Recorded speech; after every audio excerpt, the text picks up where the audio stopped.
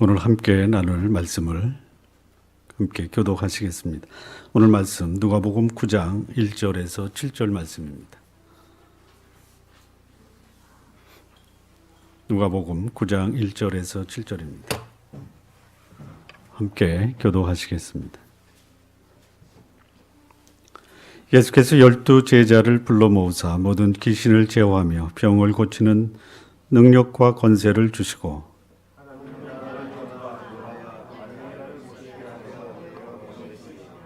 이르시되 여행을 위하여 아무것도 가지지 말라. 지팡이나 주머니나 양식이나 돈이나 두 벌 옷을 가지지 말며 누구든지 너희를 영접지 아니하거든 그 성에서 떠날 때에 너희 발에서 먼지를 떨어버려 저희에게 증거를 삼으라 하시니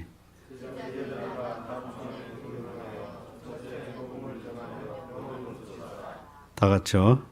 분봉한 헤롯이 이 모든 일을 듣고 심히 당황하여 이는 혹은 요한이 죽은 자 가운데서 살아났다고 하며 기도하시겠습니다. 살아계신 하나님 아버지 감사합니다. 오늘 주의 말씀을 통해서 주께서 우리에게 주시는 귀한 교훈과 또 우리를 조명하며 성찰할 수 있는 귀한 말씀으로 축복하여 주옵소서. 예수님의 이름으로 기도합니다. 아멘.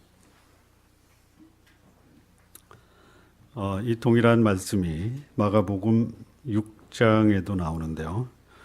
마가복음 6장 7절에서 14절의 말씀을 제가 한번 여러분들에게 봉독해 드리겠습니다. 12 제자를 부르사 둘씩 보내시며 더러운 귀신을 제어하는 권세를 주시고 명하시되 여행을 위하여 지팡이 외에는 양식이나 주머니나 전대의 돈이나 아무것도 가지지 말며 신만 신고 두 벌 옷도 입지 말라 하시고 또 가라사대 어디서든지 네 집에 들어가거든 그것을 떠나기까지 거기 와라. 어느 곳에서든지 너희를 영접지 아니하고 너희 말을 듣지도 아니하거든 거기서 나갈 때에 발 아래 먼지를 떨어버려 저희에게 증거를 삼으라 하시니 제자들이 나가서 회개하라 전파하고 많은 귀신을 쫓아내며 많은 병인에게 기름을 발라 고치더라. 이에 예수의 이름이 드러난지라.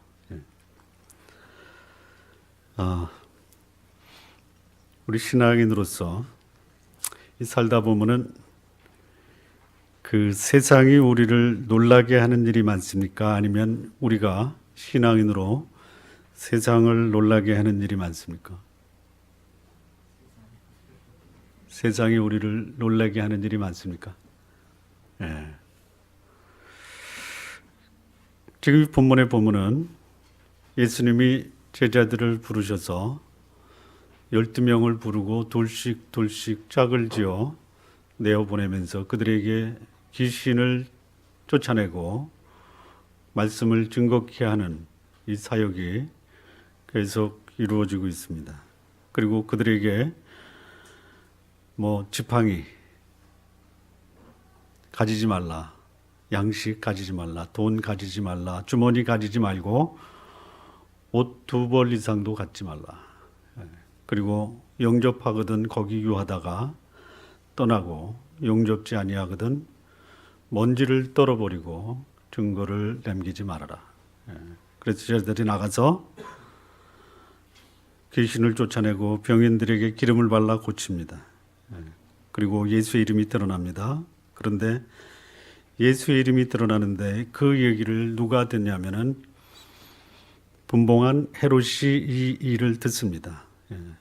이 일을 듣고 심히 당황합니다. 그리고 요한이 죽은 자 가운데서 살아났다라고 합니다.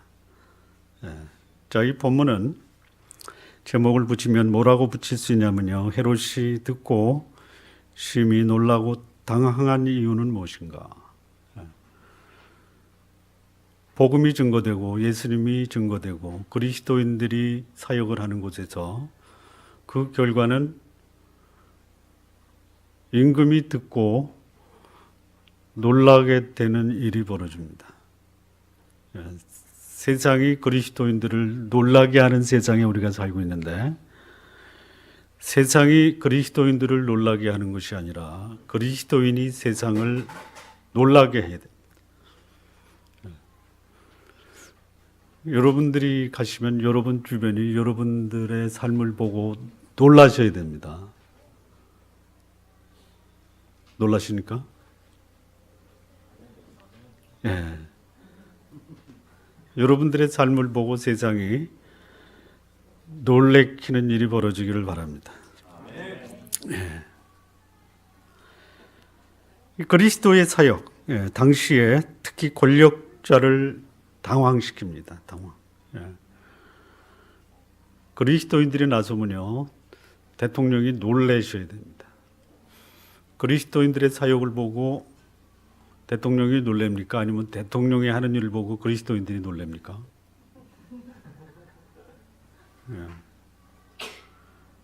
자, 그리스도인이란 이 땅에 그리스도를 드러내고 증거하는 사람들입니다.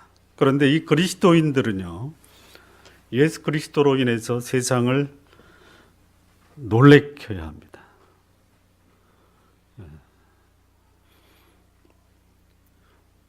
예전에 미처 생각을 못 하셨죠. 그리스도인이 세상을 놀래킨다. 여기 예수님께서 자신이 오신 목적을 이루기 위해서 복음을 전하셨습니다. 병든 자들을 고치셨습니다. 그리고 그는 인간의 죄를 위해서 십자가에 달리셨습니다. 그분은 지금 승천하셔서 하나님 우편에 계십니다. 그런데 그분이 가시면서 그분의 사역이 동일하게 계속해서 역사를 통해서 이어지도록 그분은 남기고 가신 것이 있습니다. 그분이 남기고 가신 것이 뭐냐면 그분의 몸을 남기시고 가셨습니다. 그분의 몸을 남기셨습니다. 그분의 몸이 뭐냐? 교회입니다. 교회. 그리스도의 몸된 교회라고 합니다. 그렇다면 교회는 예수 그리스도가 하시던 그 사역을 오늘날 계속 계승해서 이 땅에서 이루어 가야 됩니다. 다시 말하면 그리스도를 증거해야 됩니다. 복음을 증거해야 됩니다. 귀신 들린 자들을 자유롭게 해야 됩니다. 병든 자들을 고쳐야 됩니다. 상한 심령을 치유해야 됩니다. 이것이 교회가 지금 이 땅에서 해야 될 사역의 전부입니다. 다시 한번 말씀드립니다. 교회는 그리스도를 증거해야 됩니다. 교회는 병든 자를 치유해야 됩니다. 병든 자, 아파하는 사람들이 너무 많습니다. 그냥 아파가지고 어찌할 바 모르는 사람들이 교회 안에도 많이 있습니다. 교회 안에가 그런 아픈 자들로 가득 차 있어요. 이거 교회가 고쳐야 됩니다. 영적으로 육체적으로 질병에 걸린 사람들이 있습니다. 그리고 이 그리스도께서 하시던 그 일, 복음을 증거하고 병자를 고치고 사람들을 가르치는 일을 통해서 세상이 당황하고 놀라야 됩니다. 교회에 속한 성도 여러분들의 삶, 세상을 놀래켜야 됩니다.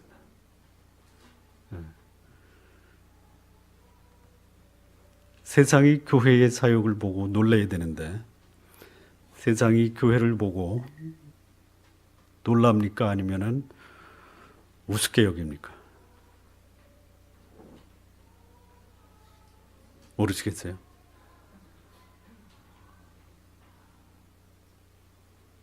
이제는 교회가 무슨 일을 하면요, 세상 사람들은 비웃기 시작합니다. 여러분들이 하는 삶의 모습을 보고 세상이 비웃지 않도록 하시기 바랍니다. 어떻게 하면 그렇게 할 수 있는가? 어떻게 하면 세상으로부터 조롱거리가 아니고 세상을 당황시키고 세상을 놀라게 할 수 있느냐? 심지어 여기 헤롯 분봉왕, 헤롯이 듣고 심히 당황했다라고 합니다. 어떤 일이 벌어졌길래 당시에 세상을 통치하고 있었던 헤롯이 당황하며 놀랄 수밖에 없었는가? 여러분, 세상을 놀래키는 주인공이 되시기 바랍니다. 어떻게 하면 지금도 그리스도인은 세상을 놀라게 하며 세상의 권력자까지도 당황시킬 수 있는가? 오늘 메시지를 들으시고 다음 주에 숙제를 하나씩 해오시기 바랍니다. 나는 이번 한 주간 어떻게 세상을 당황케 했는가? 다음 주 가져와서 연보함에다가 그 결과를 이름을 써서 넣어주시기 바랍니다. 나는 한 주간 동안 세상을 어떻게 당황시켰는가? 없으면요, 없다고 해서 넣어주시기 바랍니다. 첫 번째, 이 9장 1절을 보시면요, 예수께서 12 제자를 불러 모으사 모든 귀신을 제어하며 병을 고치는 능력과 권세를 주시고, 첫 번째는요, 여기 12 제자의 관심을 가지셔야 됩니다. 예수님의 세상을 변화시키고 세상을 당황케 하는 그 특징이 뭐냐? 12 제자입니다. 이거를 우리는 뭐라고 하냐면 하나님 나라의 비전이라고 합니다. 비전. 영적 공동체가 추구해야 될 비전과 전략을 가지고 있어야 돼요. 그게 뭡니까? 12 제자입니다. 제자, 훈련된 사람입니다. 훈련된 사람. 훈련되지 않는 사람은 세상을 놀래게 할 수도 없고요, 당황시킬 수도 없고, 오히려 훈련되지 않은 사람이 나가서 세상을 변화시키겠다라고 하면 세상의 조롱거리밖에 안 됩니다. 여러분, 세상의 조롱거리가 되지 마십시오. 여러분의 가정이 사람들의 칭찬과 부러움의 대상이 되지, 여러분의 가정이 세상의 걱정거리가 돼서는 안 됩니다. 어떻게 해야 됩니까? 준비 안 된 아내와 준비 안 된 남편은 본인이 내 집안이 자랑스럽고 내 집안이 아름답다고 해도 세상은 그렇게 인정하지 않습니다. 준비 안 된 아내와 준비 안 된 남편, 준비 안 된 성도들은 세상에 아무런 영향을 줄 수가 없습니다. 이 제자가 뭡니까? 제자는요, 목표를 가지고 구체적으로 그리고 아주 강도 높은 훈련을 받은 사람을 제자라고 합니다. 옛날 우리 조선시대에 태계 이황의 제자다 그러면요, 그 정신과 그 지식을 그와 같은 수준으로 전수받은 사람을 제자라고 합니다. 그리고 그 제자는 그 스승을 자기 부모 이상으로 존경하고 섬겼습니다. 이 교회가 세상을 놀래게 하려면요, 예수님으로부터 훈련을 받아야 돼요. 훈련되지 않은 성도는 세상에 아무런 영향을 줄 수가 없습니다. 오히려 조롱과 비웃음의 대상이에요. 자, 예수님이 12 제자를 불러 모으셔서 그들에게 주신 권한이 뭐냐? 귀신을 제어하고 병을 고치는 능력과 권세를 주셨습니다. 사람을 세우셨습니다. 사람. 교회는 사람을 소중히 여겨야 됩니다. 사람을 소중히 여긴다라는 것이 뭐냐면요, 그 사람의 가치를 개발해 주는 것이죠. 부모가 자녀에게 해줄 수 있는 것은요, 그 자녀가 가지고 있는 그 본래의 이 땅에 갖고 태어난 그 사명과 본질을 그대로 개발시켜서 그 역할을 할 수 있도록 훈련시켜 주는 것이. 사람 먼저입니다. 사람. 그리고 그 다음에 할 일을 주셨습니다. 되지 못한 사람이 귀신을 쫓아내고 병을 고친다. 그러면요, 그에게 주어진 이 역할, 이 권세를 가지고 자기의 이득, 자기의 이기심을 충족하는 데 쓰는 것이. 하나님의 나라가 이 땅에 확장이 되고 하나님의 사람으로 세상을 당하게 하는 일이 벌어지면요, 제대로 된 사람 훈련시켜줘요. 제대로 된 사람보다는 사람을 제대로 훈련시켜야 돼요. 그리고 주어진 권한을 행사하게 해줘야 됩니다. 여러분, 세상을 당하게 하려면 이 두 가지 하십시오. 귀신 쫓아내고 병 고치십시오. 여러분, 귀신 들린 자의 특징 아시죠? 더럽습니다. 죽음과도 같은 인생을 삽니다. 삶의 목표와 방향이 없습니다. 그는 자기를 절제할 수 있는 능력이 없어요. 이런 사람들이, 귀신에 사로잡힌 사람들, 어두운 가운데 절제하지 못하고 방향 감각 없이 마치 죽은 것 같은 사람이 방향을 갖습니다. 목표를 갖습니다. 무덤이 아닌 그야말로 생명이 넘치는 삶을 살 수 있는 그 삶으로 변화시켜주는 그 모습이 뭐냐? 귀신을 제어하는 것이에요. 미친 사람 고치라. 맞습니다. 고칠 수 있으면 고치십시오.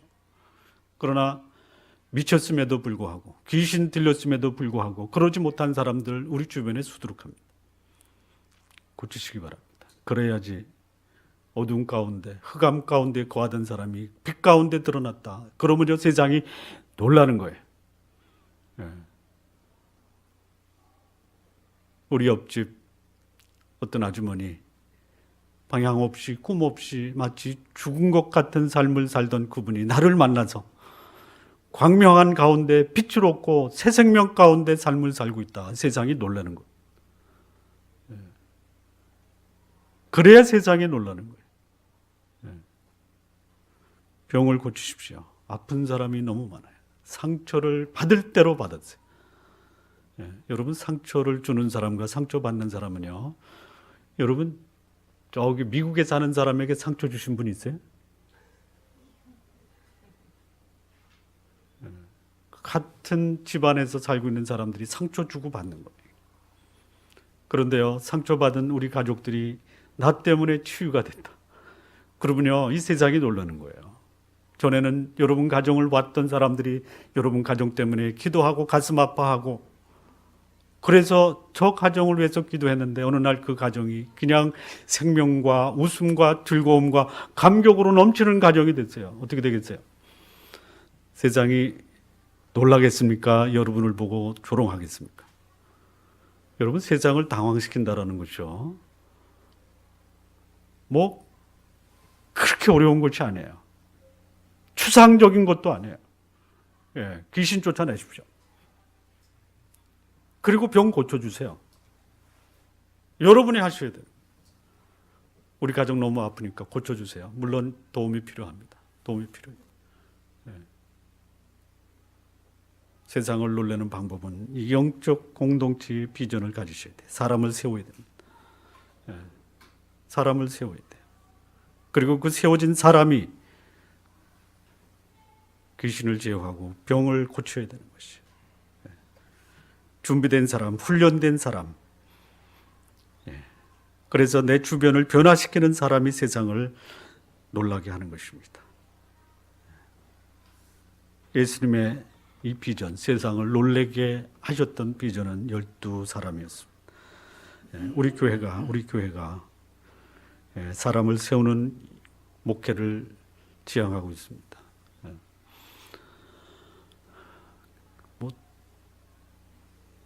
부담 갖지는 마십시오. 부담 안 갖게 할 겁니다.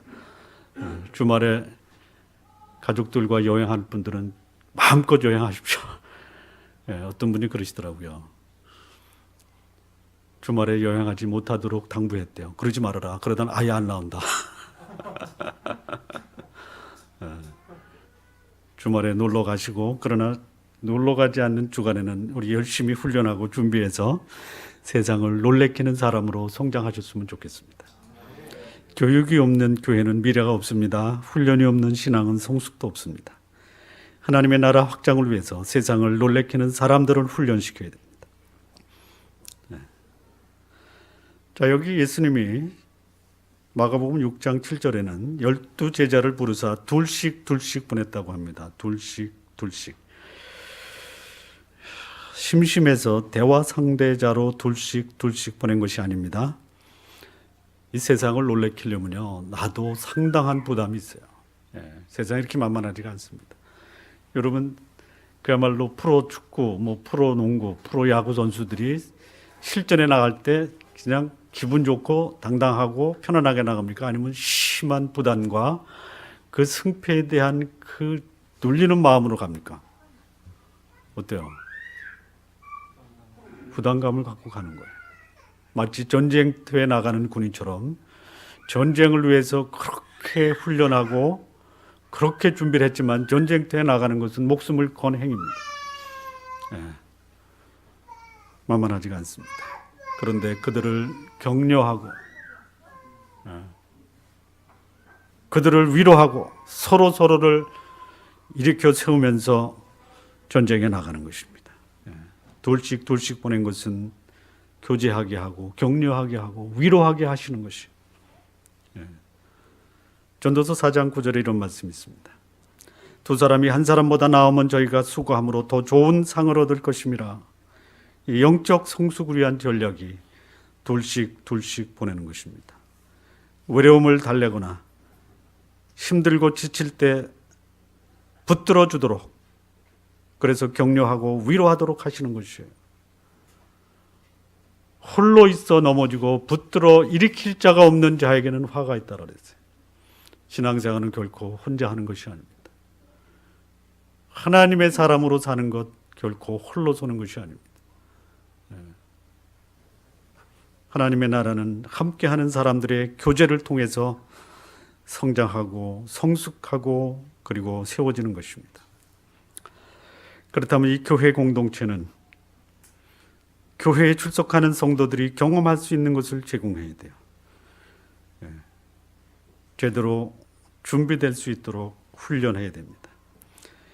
교회가 교육과 훈련이 되지 못하면 교회는 그 생명력을 상실합니다. 훈련된 사람이 교육, 선교, 전도를 할 수 있는 것이에요. 목사는 교육하고 훈련하는 사람입니다. 성도는 훈련에 참여하여 실질적으로 교회를 세워나가는 사람들입니다. 이런 훈련하는 사람과 훈련된 사람이 병을 고치고 귀신을 제어하고 말씀을 증거하면서 세상을 놀래키는 것이에요. 교회는 하나님이 쓰일 수 있는 사람들을 세워야 됩니다. 풍성한 인간관계를 통해서 사람 사는 맛을 경험케 해줘야 돼요. 교회는 상처받는 자가 치유되어야 됩니다. 인간관계에 아픔이 있는 사람들이 치유되고 성숙하고 삶의 의미를 찾을 수 있도록 도와주는 것, 이것이 교회입니다. 교회가 그것을 제공하지 못한다면 교회는 또 하나의 침묵단체에 불과한 것입니다. 자, 어떻게 교회가 또는 하나님의 사람들이 세상을 당황하게 하고 놀라게 할 수 있는가? 두 번째, 3절입니다. 3절. 이르시되 여행을 위하여 아무것도 가지지 말라. 지팡이나 주머니나 양식이나 돈이나 두 벌 옷을 가지지 말라.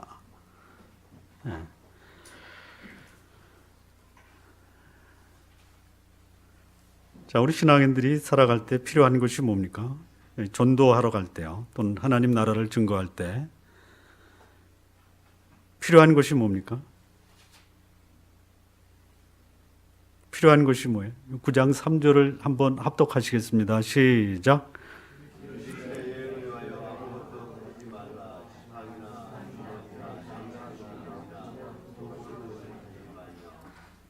필요한 게 뭡니까? 필요한 게 뭐예요? 아무것도 없습니다. 우리 인생길은 여행입니다. 여행. 그래서 우리 인생을 뭐라고 합니까? 인생은 유행가에도 상당히 복음적인 내용이 있습니다. 인생은 나그네입니다. 나그네 길 여행을 위해서 뭐가 필요합니까? 아니, 필요한 게 하나 있어요. 지팡이가 필요합니까? 여기 누가복음 9장 3절에는요, 지팡이나 주머니나 양식이나 돈이나 두 벌 옷을 가지지 말라 이렇게 돼 있죠. 그런데 마가복음 6장 8절 9절에는요 조금 각도가 다릅니다. 명하시되 여행을 위하여 지팡이 외에는 양식이나 주머니나 전대의 돈이나 아무것도 가지지 말며 9절 신만 신고 두 벌 옷도 입지 말라 하시고. 자, 그러니까 인생 나그네 길을 갈 때 필요한 것이 여기 세 가지를 제시합니다. 첫째는 뭡니까? 지팡이. 아마 이 지팡이는 그거 같아요. 주의 지팡이와 막대기가 나를 안위하시나이다 돼 있죠. 이 지팡이는 뭐냐면요, 막대기는 저기 그 맹수들을 쫓을 때 쓰는 게 막대기고요, 지팡이는 양들을 인도할 때 쓰는 게 지팡이입니다. 그래서 사람들을 복음을 전하고 그들을 인도할 때 목자처럼 지팡이를 집어라 해서 지팡이인 것 같아요. 근데 이제 누가복음에는 지팡이조차도 갖지 말라. 그다음에 가져야 될 게 뭐냐면요, 신발 한 켤레 하고요. 그다음에 옷 몇 벌이요? 한 벌. 그러면 돼요. 여러분 여행 갈 때 뭐 가지고 가십니까? 일단은 배낭에다가 양식 집어넣죠. 예? 그리고 여기 허리에는 뭘 차요? 돈주머니 차죠. 예. 그거 갖고 가지 말라라는 것이에요. 그래야 세상이 놀라는 거예요. 예? 뭐 입을 거 다 입고 가질 거 다 갖고 먹을 거 다 먹고 돈 다 가져가면요, 세상이 놀라질 않습니다. 예. 저도 한번 그런 목회를 좀 한번 하고 싶어요. 예. 세상을 놀라게 하는 것은 자신의 힘을 의지하는 것이 아니라 하나님의 능력을 의지하는 것이. 그래야 세상이 놀라는 것이. 저 사람 가진 것도 없는데 어떻게 사람들이 저 사람을 만나면 변화가 되지? 아니, 배운 것도 없는 사람이, 그 사람이 가면은 그 가정이 변화되고 그 공동체가 변화되고 어둠에 거하고 죽은 것 같은 사람이 살아나고 광명한 가운데 살고, 그냥 아프다고 몸서림치면서 그렇게 부르짖던 사람이 어떻게 기쁨과 감격의 사람으로 변했는가? 여러분, 가진 사람들을 변화시키면요, 저 사람 돈 가지고 한 거 아니야? 여러분, 아픈 거 고쳐지는 게 원해요? 배고픈 거 배부른 거 원해요? 진짜예요? 그런데 아파도 돈만 주십시오. 이 세상이 그렇다라는 것이에요. 세상을 놀라게 하는 것, 소유, 재벌, 권력, 학벌, 명예가 가진 자들이 한 업적이 아니고 아무것도 없는 사람들이 위대한 일을 했을 때 놀라는 것이에요. 여러분, 아무것도 없다라는 것은 세상을 놀래킬 수 있는 충분한 조건을 가지고 계신 것이에요. 이 문제는 지금부터 세상을 가서 놀라시기 바랍니다. 가진 것도 없고 놀래지도 않으면요, 사람들이 우습게 여기는 거예요.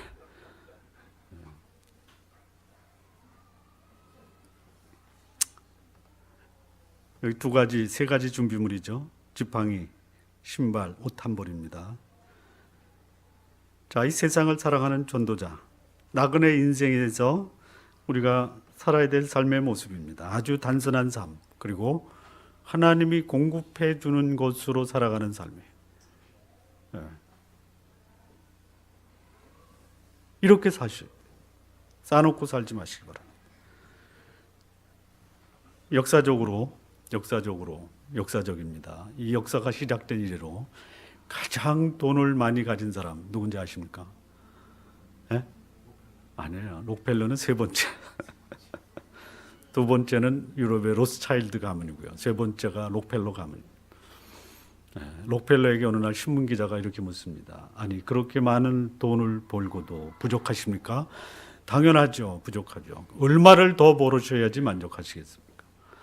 록펠러의 답이 뭔지 아세요? 에? 조금만 더요. 조금만 더. 아니, 조금만 더 하면 만족합니까? 그리고 그는 50대 중반에 죽을 병이 걸립니다. 죽을 병이 걸려요. 먹지 못하는 병에 걸립니다. 가지고 있는 것이 세상을 놀라는 것이 아닙니다. 단순하게 사십시오. 하나님을 의지하고 하나님이 공급하시는 것으로 사는 것이에요. 만약에 세상에 필요한 것을 다 가지려고 노력하면요, 복잡해져요.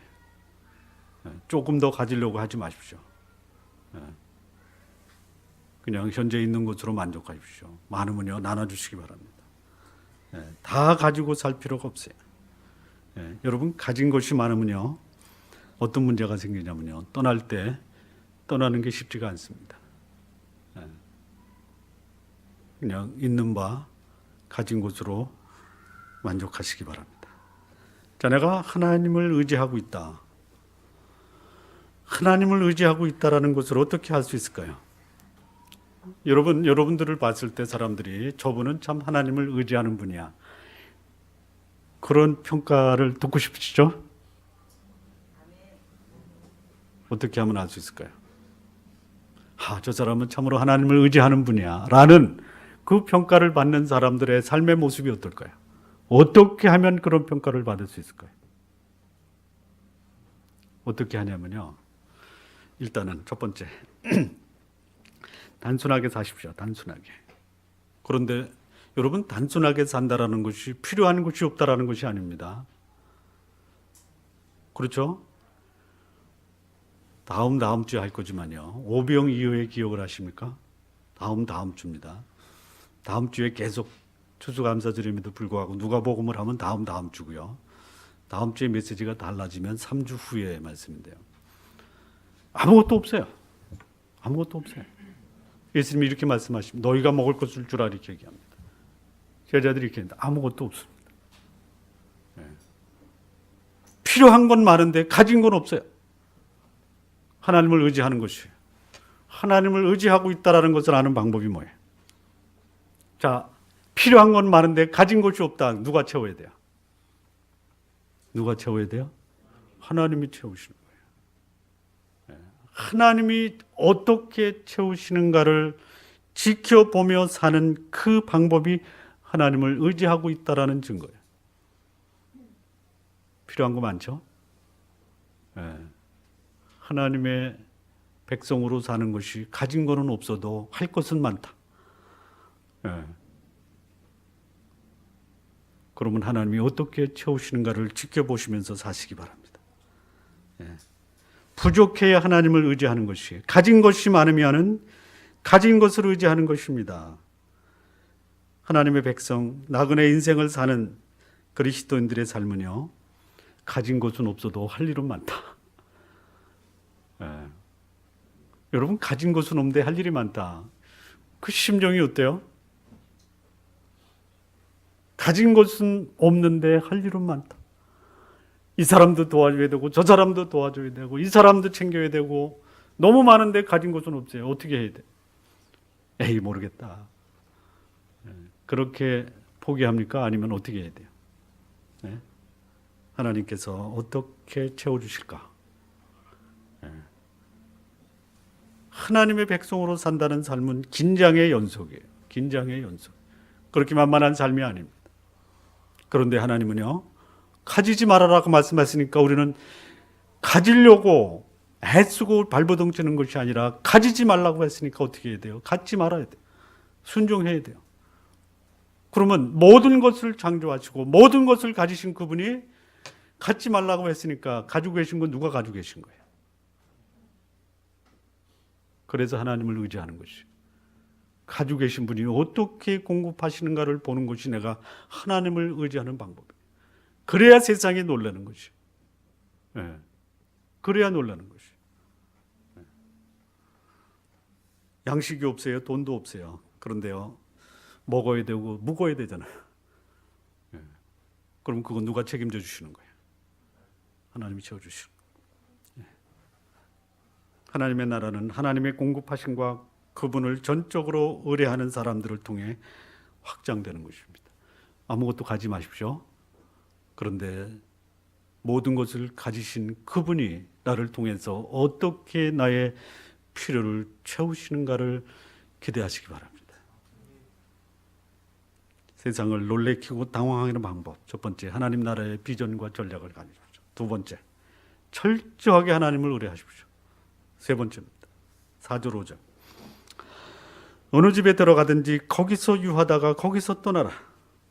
5절. 누구든지 너희를 영접지 아니하거든 그 성에서 떠날 때 너희 발에서 먼지를 떨어버려 저희에게 증거를 삼으라 하시니.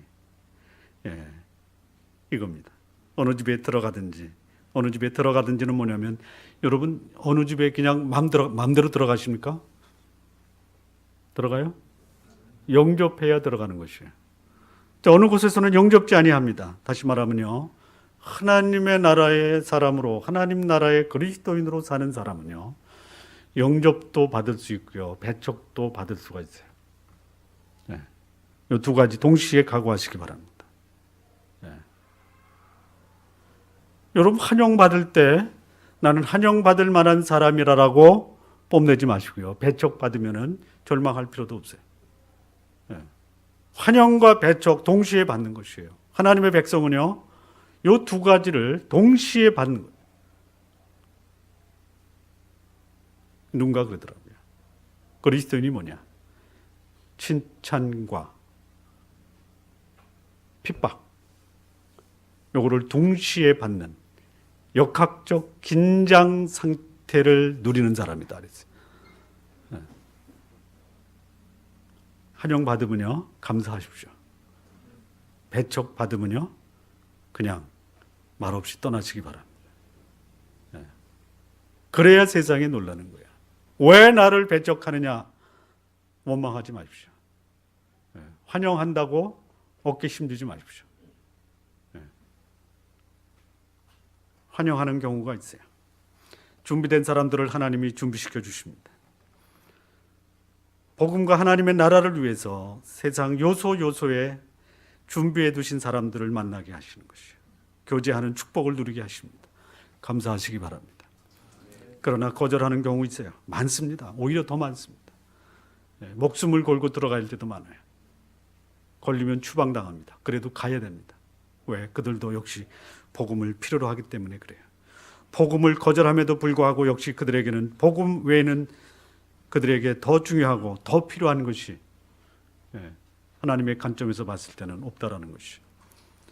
여러분, 복음을 거절한다. 이게 무슨 말입니까? 복음을 거절한다라는 것은요, 죄를 포기하지 않겠다라는 표시예요. 복음을 거절하는 사람들 치고 거룩하고 경건한 삶을 사는 사람들을 한번 유심히 살펴보시기 바랍니다.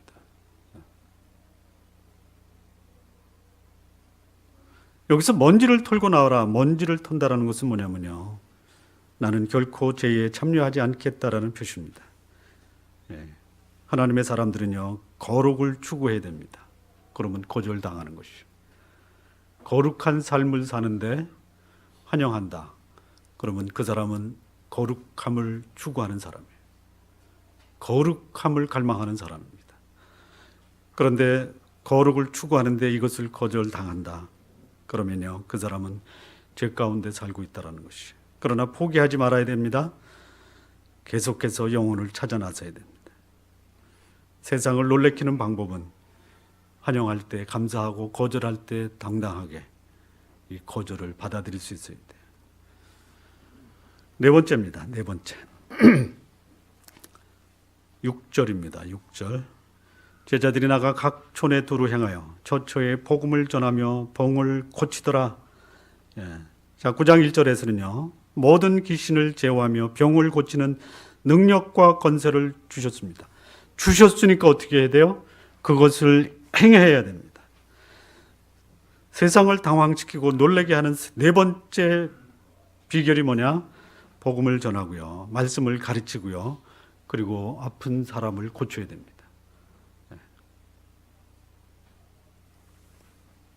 여기 9장 1절에 보면요, 능력과 권세를 주셨다 이렇게 되어 있습니다. 하나님께서 하나님의 사람들을 보내실 때요, 능력과 권세를 주십니다. 능력과 권세를 주세요. 이 능력이라는 것은요, 그 능력의 근원이 그 사람이 아닙니다. 능력의 근원은 하나님이십니다. 하나님이 가지고 계신 능력을 하나님의 사역을 하는 사람에게 주는 것이에요. 복음에는 하나님의 능력이 나타납니다. 복음이 능력이에요. 하나님이 복음을 전하는 사람에게 능력 있는 복음을 맡기시는 것이. 이 능력이라는 것이 헬라어로 듀나미스라고 합니다. 듀나미스. 내가 그것을 쓰던 안 쓰던, 활용을 하든 안 하든 그 복음, 하나님의 말씀은 능력이에요. 자, 능력은 언제 발휘가 됩니까? 언제요? 사용할 때 발휘가 되는 거예요. 사용할 때 나타나는 현상을 뭐라고 하냐면 권세라고 하는 것이에요. 능력을 줬으니 사용하라. 그러면 권세가 나타난다 이거예요. 자, 여러분에게 성도 여러분, 여러분에게 하나님이 귀신을 쫓아내고 병을 고치는 능력을 주셨습니다.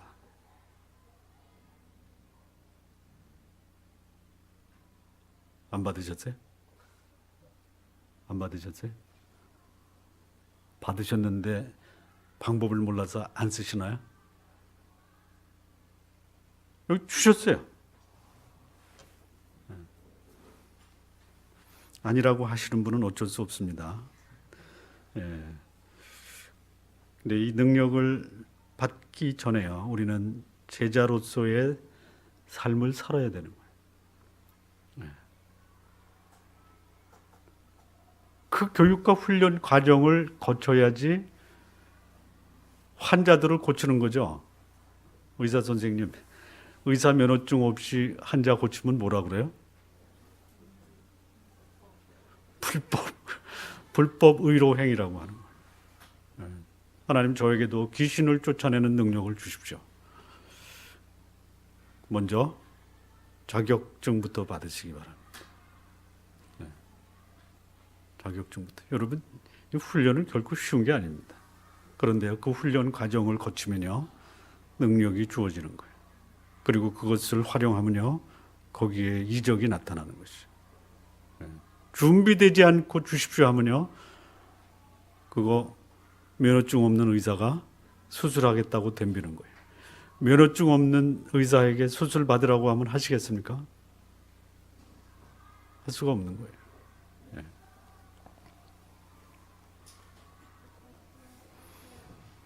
하나님이 가지신 능력은요, 우리가 사용하든 사용하지 않든 변함없는 능력입니다. 그렇다면 이 능력을 사용할 수 있는 준비가 되시면요, 하나님은 귀신도 제어할 수 있고요, 병도 고치고 치유하게 하시는 것이죠.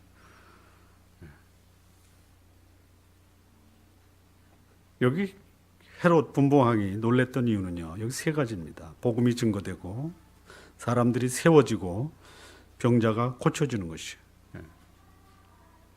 거의 세상에 이런 분들이 있습니다. 불신자가 있고요, 병자가 있고요, 그리고 아무런 능력 없이 신앙생활하는 사람들이 있어요. 이런 사람 가르쳐야 됩니다. 불신자에게 복음이 증거되어야 됩니다. 아픈 사람을 치유해야 돼요. 하나님께서 이런 자들을 하나님의 백성들로 만드시기를 원하시는 것이죠. 불가능하게 보이는 자, 가진 것이 없는 자, 소외되고 절망스러운 자에게 하나님께서는 능력과 권세를 주시고 그들을 치유하고 그들을 회복시키기를 원하시는 것이죠. 이렇게 주의 복음이 증거되고 하나님의 나라가 전파되는 곳에서는 주의 능력과 권세가 나타나 세상을 당황시키는 것입니다. 세상을 당황시키는 주인공들 되시기 바랍니다. 1912년 4월 15일 새벽 2시 무슨 사건이 벌어지는지 아십니까? 모르시죠? 예. 영국 리버풀 항구를 떠난 그 유명한 배, 대서양을 건너 미국으로 가다가 그 중간 빙산에 부닥쳐 침몰합니다. 그 배의 이름이 뭐죠? 타이타닉호라고 합니다. 마지막 새벽 2시까지 승객을 위해서 찬송가를 연주했던 사람이 있습니다. 혹시 누군지 아십니까? 그 타이타닉호의 상당수가 역사적 배경을 갖고 있지만 스토리 중에 상당수는 소설화된 겁니다. 그런데 그 마지막 새벽 2시까지 찬송가를 연주하면서 배와 함께 사라진 8명의 악단, 그 악단장은 누구냐? 웰리스 하틀리라고 하는 사람입니다.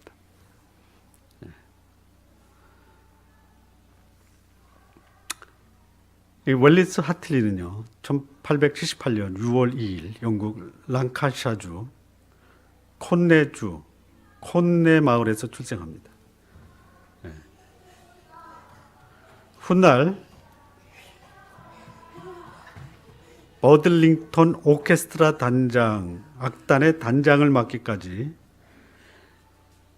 그는 고향에서 살았는데 어릴 때부터 바이올린 재능이 뛰어났습니다.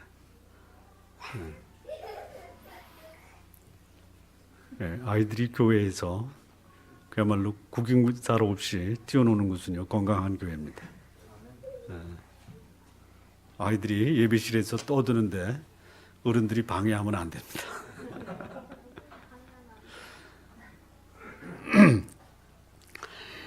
웰리스 하틀리는 15살 때에 바이올린 독주회를 가졌던 사람입니다. 1912년 타이타닉 호를 8명의 악단과 함께 탑승을 합니다. 갑자기 침몰합니다. 웰리스가 그 단원들과 함께 갑판으로 올라와 연주를 시작합니다.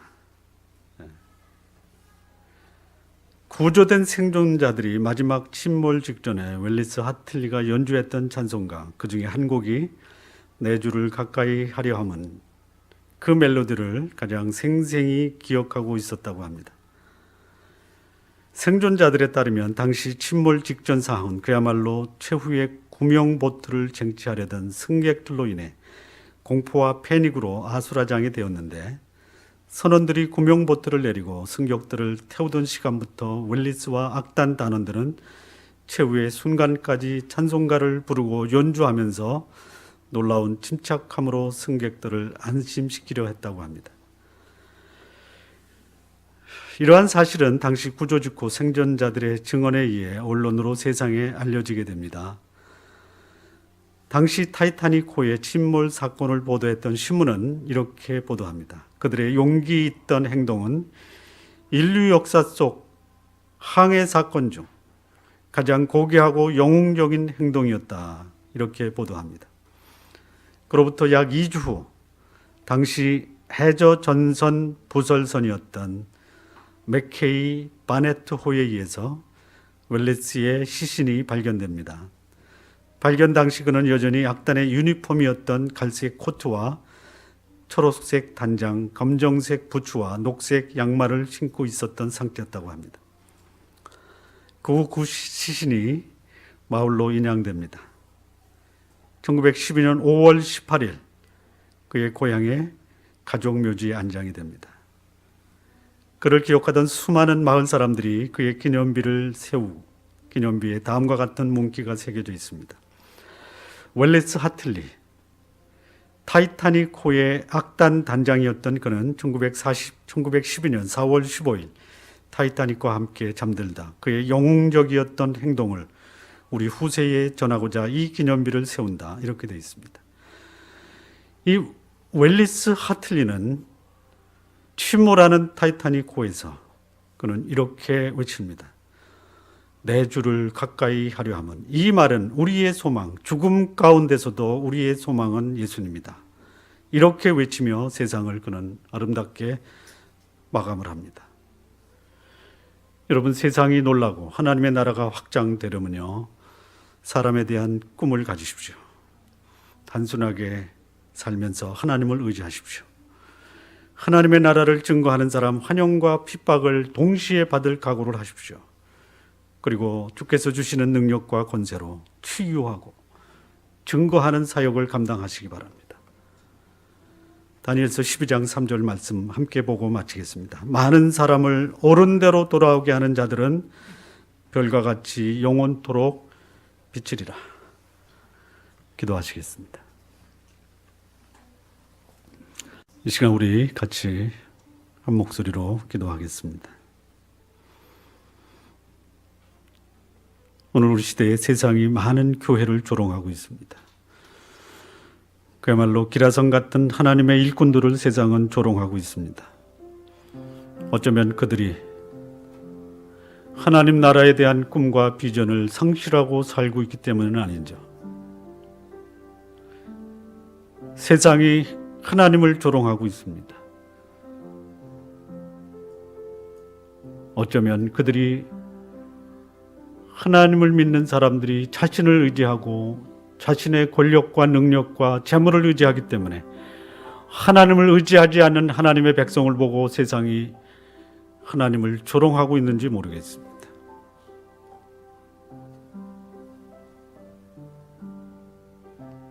하나님을 증거하는 사람이 환영만 받으려고 했지, 핍박받는 것을 거절하고 피해서 세상이 오히려 그리스도인들을 조롱하고 있는 것이 아닌지요. 하나님이 주시는 능력과 권세가 있음에도 불구하고 이 능력을 자신의 이기심을 충족하는 데 사용하지 영혼들을 살리는 데 사용하지 않기 때문에 세상이 오히려 하나님의 백성과 하나님을 조롱하는 것이 아닌지요. 많은 사람을 옳은 대로 돌아오게 하는 자들은 별과 같이 영원토록 비치리라.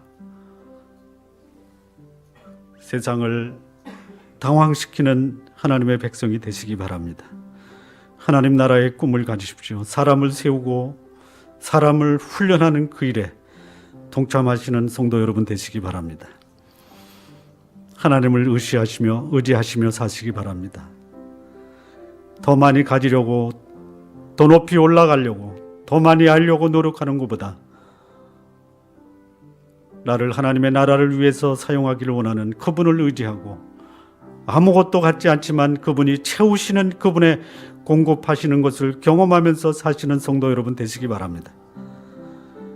한영만 받는 것이 아니라 핍박도 각오하고 하나님의 나라를 위해서 기꺼이 내 생명까지도 드릴 수 있는 거룩한 각오가 우리 좋은 나무교회 성도 여러분들의 삶 속에 있기를 진심으로 바랍니다.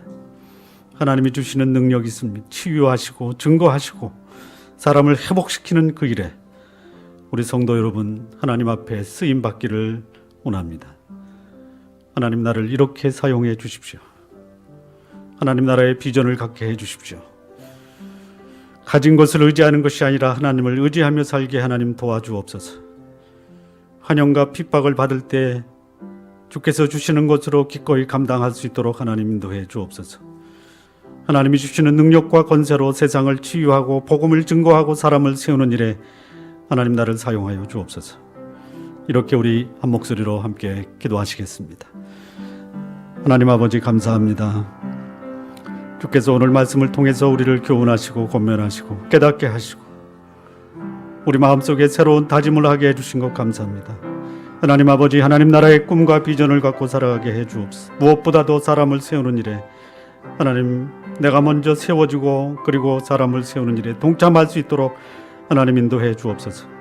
가진 것을 의지하는 것이 아니라 전적으로 하나님을 의지하며 주께서 이루시는 그 큰 뜻을 하나님 경험하게 하여 주옵소서. 한영이 아니라 핍박까지도 감당하며 핍박 속에서도 결코 흔들리지 않는 믿음을 갖고 살아갈 수 있도록 하나님 인도해 주옵소서. 주님의 능력이 내 삶 속에서 드러나며 이 땅을 회복하고 치유하고 병들고 아픈 영혼들을 세워나갈 수 있도록 하나님 인도해 주옵소서. 하나님 아버지 감사합니다. 주께서 말씀을 통해서 우리 영혼을 깨닫게 하시고 돌아보게 하시고 주 앞에 새로운 마음과 새로운 다짐으로 또 한 주간 살 수 있도록 하나님 인도해 주옵소서. 주의 나라를 위해서 세상을 놀라게 하는, 당황케 하는 삶을 살 수 있도록 인도해 주옵소서. 하나님 나라의 꿈을 갖고 살게 하여 주옵소서. 가진 것을 의지하는 것이 아니라 주께서 주시는 주의 공급하심을 의뢰하며 살아가게 해 주옵소서. 핍박을 받더라도 감당할 수 있는 믿음을 주시고 주께서 주시는 능력과 권세를 마음껏 활용하여 세상을 치유하고 회복시키는 삶을 살게 해 주옵소서. 감사하며 예수님의 이름으로 기도합니다. 아멘.